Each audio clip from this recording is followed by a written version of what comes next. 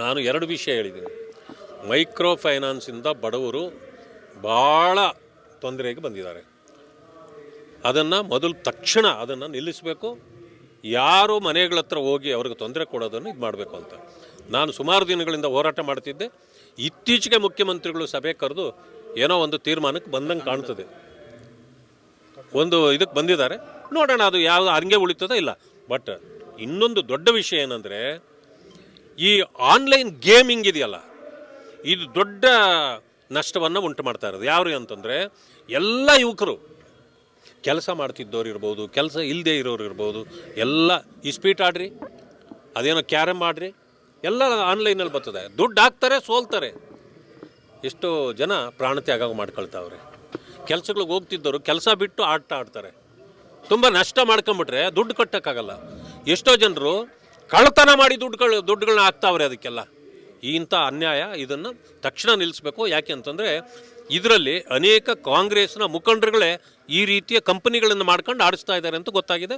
ಅದನ್ನು ನಾನು ಇನ್ವೆಸ್ಟಿಗೇಟ್ ಮಾಡಿಸ್ತಾ ಇದ್ದೀನಿ. ಅದನ್ನು ಸರಿಯಾಗಿ ಗೊತ್ತಾದ್ಮೇಲೆ ಕೆಲವರೆಲ್ಲ ಇದ್ದಾರೆ ಅಂತ ಗೊತ್ತಾಗಿದೆ. ಹೆಸರು ಗೊತ್ತಿದ್ದರೆ ಮೊದಲೇ ಹೇಳ್ಬಿಡ್ತಿದ್ದೆಲ್ಲ. ಮುಖಂಡರು ಅಂತ ಯಾಕೆ ಹೇಳ್ಬೇಕು? ನಾನು ಹೆಸರೇ ಹೇಳ್ಬಿಡ್ತಿದ್ದೆ. ಅದನ್ನು ತಿಳ್ಕೊಂಡು ಹೇಳ್ತೀನಿ. ನಾನು ಎರಡು ವಿಷಯ ಹೇಳಿದ್ದೀನಿ. ಮೈಕ್ರೋ ಫೈನಾನ್ಸಿಂದ ಬಡವರು ಭಾಳ ತೊಂದರೆಗೆ ಬಂದಿದ್ದಾರೆ. ಅದನ್ನು ಮೊದಲು ತಕ್ಷಣ ಅದನ್ನು ನಿಲ್ಲಿಸಬೇಕು. ಯಾರು ಮನೆಗಳ ಹತ್ರ ಹೋಗಿ ಅವ್ರಿಗೆ ತೊಂದರೆ ಕೊಡೋದನ್ನು ಇದು ಮಾಡಬೇಕು ಅಂತ ನಾನು ಸುಮಾರು ದಿನಗಳಿಂದ ಹೋರಾಟ ಮಾಡ್ತಿದ್ದೆ. ಇತ್ತೀಚೆಗೆ ಮುಖ್ಯಮಂತ್ರಿಗಳು ಸಭೆ ಕರೆದು ಏನೋ ಒಂದು ತೀರ್ಮಾನಕ್ಕೆ ಬಂದಂಗೆ ಕಾಣ್ತದೆ. ಒಂದು ಇದಕ್ಕೆ ಬಂದಿದ್ದಾರೆ, ನೋಡೋಣ ಅದು ಯಾವುದು ಹಂಗೆ ಉಳಿತದೋ ಇಲ್ಲ.